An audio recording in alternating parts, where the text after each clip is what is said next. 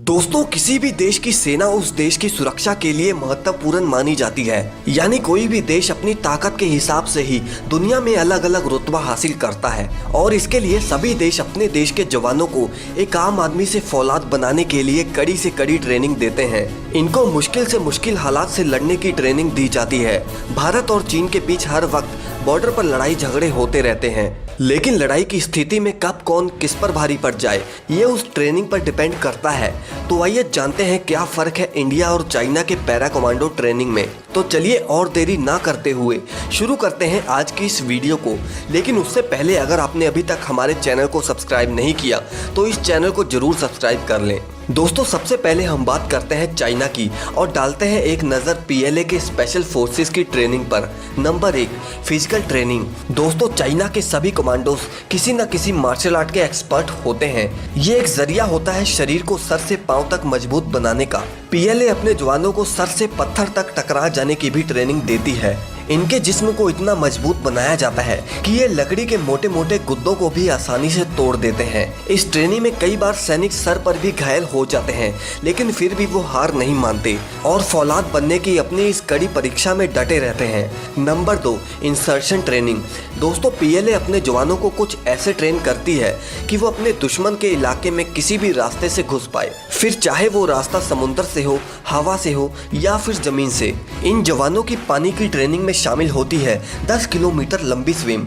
इन्हें छोटे छोटे आइलैंड्स पर रहने की सर्वाइवल ट्रेनिंग दी जाती है। साथ ही इन्हें पहाड़ों पर, पानी में या फिर जंगल में पैराशूट से कैसे उतरना है और आगे कैसे बढ़ना है इसकी भी ट्रेनिंग दी जाती है।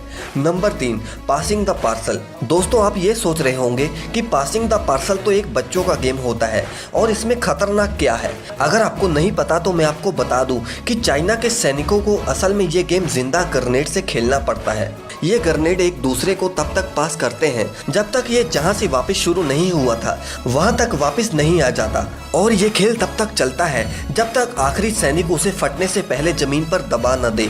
दोस्तों, जब ट्रेनिंग में ही ये सैनिक मौत का खेल खेलते हैं तो फिर इसका नतीजा ये आता है कि वो असल में भी बिल्कुल नहीं घबराते। Number 4, mountain training. दोस्तों, हिमालय की पहाड़ियां भारत और चीन को 2 हिस्सों में बांटती हैं और ऐसे में दोनों ही फोर्सेस के लिए ये जरूरी है कि वो अपने सैनिकों को हाई एल्टीट्यूड के लिए तैयार करें। चाइना अपने कई सैनिकों को समुद्री तल से 12,000 से 18,000 की ऊंचाई पर ट्रेन करता है। इतनी ऊंचाई पर ये जवान हैवी मशीनों के इस्तेमाल के लिए उनकी रेंज और ट्रांसपोर्ट के अलावा बैटल रेस्क्यू और फर्स्ट एड ट्रेनिंग भी करते हैं। Number 5, survival training. दोस्तों, जंगलों पहाड़ों में इन सैनिकों को सर्वाइवल ट्रेनिंग भी दी जाती है, जिसमें इन्हें ये बताया जाता है कि शिकार कैसे करना है, पानी को कैसे साफ करते हैं, आग कैसे जलाते हैं और नेचुरल शेल्टर कैसे बनाते हैं। इसके अलावा ये कमांडोस एडवांस कंप्यूटर्स और फॉरेन लैंग्वेजेस में भी काफ़ी ट्रेंड होते हैं और यही कारण है दोस्तों कि पीएलए की स्पेशल ऑपरेशंस कमांडोस दुनिया भर के सबसे खतरनाक कमांडोस में से एक हैं।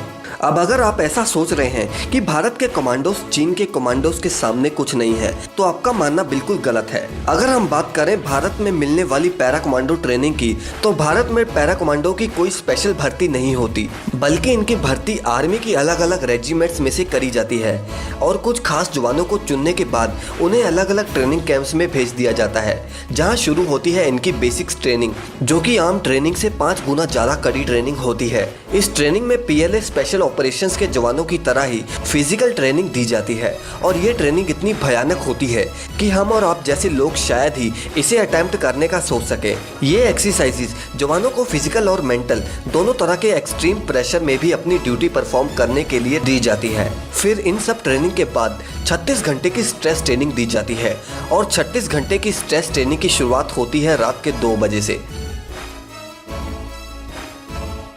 जब जवान करीब 4 डिग्री टेम्परेचर की कड़कती ठंड में सो रहे होते हैं तभी इन जवानों को बम के धमाके और गोलियों की आवाज़ से इन्हें कच्ची नींद से जगाया जाता है। हड़बड़ाहट में उठे सैनिकों को फौरन लाइन में लगाने का आदेश दिया जाता है। पिछले एक हफ्ते से उन्हें हर रात 1 या 2 घंटे की नींद ही दिलाई जाती है। ये पैरा कमांडो के बेहद मुश्किल 36 घंटे की स्ट्रेस ट्रेनिंग की शुरुआत है। दिमाग और शरीर से थककर चूर हो चुके इन सैनिकों को एक बार फिर से रूटीन एक्सरसाइज कराई जाती है और ये सिलसिला तब तक चलता है जब तक इनमें से कुछ सैनिक हार नहीं मान लेते और इसके बाद इन ट्रूपर्स पर 30 किलो का वजन लाद दिया जाता है और उन्हें 2 घंटे में 10 किलोमीटर लंबी खड़ी पहाड़ियों पर चढ़ना होता है। और दोस्तों, एक खास बात, इन सैनिकों में एक सादी वर्दी में एक सैनिक और होता है जो कि इन्हें वापस रेजिमेंट में लौट जाने के लिए उकसाता रहता है। इसके बाद उन्हें अपने दोस्त को कंधे पर बिठाकर चलना होता है।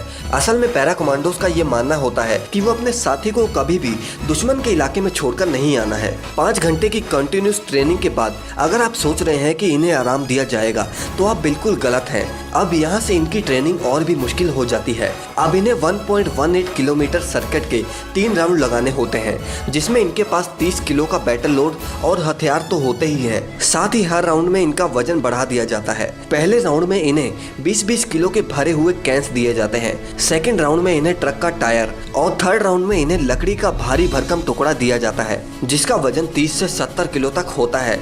हर राउंड को कंप्लीट करने के लिए इनके पास सिर्फ 1 घंटे का टाइम होता है और ये सब कंटिन्यूस ट्रेनिंग वो पिछले 9 घंटों से लगातार कर रहे होते हैं। कमांडोज बिना खाए पिए लगातार ट्रेनिंग कर रहे होते हैं जिसकी वजह से इन कमांडोज की सारी ताकत निचुड़ चुकी होती है। अब इसके बाद इन कमांडोज के हाथ पैर बांधकर इन्हें 12 फीट गहरे पानी में डाल दिया जाता है। पानी में इनके साथ एक और कमांडो होता है जो इन्हें सिर्फ जिंदा रहने लायक ही ऑक्सीजन लेने देता है। इस ट्रेनिंग का मकसद होता है जवान के दिल से डर को पूरी तरह निकालना। अब तक 36 घंटों में से सिर्फ 14 घंटे ही पार हुए होते हैं। इसके बाद इन्हें एक खास तरह का लिक्विड दिया जाता है जो कि देखने में तो ऐसा लगता है कि जैसे किसी ने इन्हें गटर का पानी दे दिया हो। असल में ये एक जूस होता है जिसमें डिहाइड्रेटेड सोल्यूशन मिला होता है और ट्रेनिंग में इस लिक्विड को गंदा पानी ही बताया जाता है। इस तरह इनकी फिजिकल ट्रेनिंग तो किसी तरह कंप्लीट हो जाती है। फिर बात आती है इनकी मेंटल ट्रेनिंग की जिसमें इन पर बहुत दबाव डाला जाता है। इनके चारों तरफ कमांडो चिल्ला रहे होते हैं, लाल पीली लाइट्स जल रही होती हैं और इतने सारे दबाव में इन्हें कई सारे सवालों के जवाब देने के लिए कहा जाता है। इसके बाद इनका मेडिकल चेकअप होता है और इसमें जो जो जवान फिट पाए जाते हैं उन्हें 10 किलोमीटर आगे स्पीड मार्च में भेज दिया जाता है और इस स्पीड मार्च के बाद 20 घंटे से भूखे जवानों को खाना तो दिया जाता है लेकिन बिल्कुल रूखा सूखा। खाना खाने के बाद इन पर नींद हावी होने लगती है लेकिन ट्रेनिंग टीम इनसे अलग अलग काम करवाती है ताकि ये अगले 6 घंटे तक सोए ना। 6 घंटे बाद एक स्पीड मार्च करवाया जाता है और फिर इन ट्रूपर्स को 5 घंटे के लिए जंगल में छोड़ दिया जाता है जहां इनकी कॉम्बैट स्किल्स को चेक किया जाता है। फिर ये कीचड़ में उतरते हैं जहां इन्हें रगड़ते हुए अपने हथियारों के साथ आगे जाना होता है।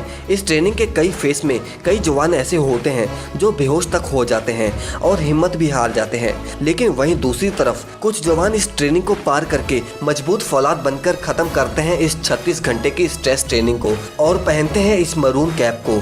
खैर दोस्तों, इंडिया हो या चाइना, दोनों देशों के सैनिक अपनी टफ ट्रेनिंग और कॉम्बैट स्किल्स के लिए ही जाने जाते हैं। इन दोनों देशों की कमांडो ट्रेनिंग को देखकर आपको क्या लगता है कि कौन से देश की ट्रेनिंग ज्यादा खतरनाक थी? हमें कमेंट सेशन में जरूर बताएं और अगर अभी तक आपने हमारे चैनल को सब्सक्राइब नहीं किया तो इस चैनल को जरूर सब्सक्राइब करें।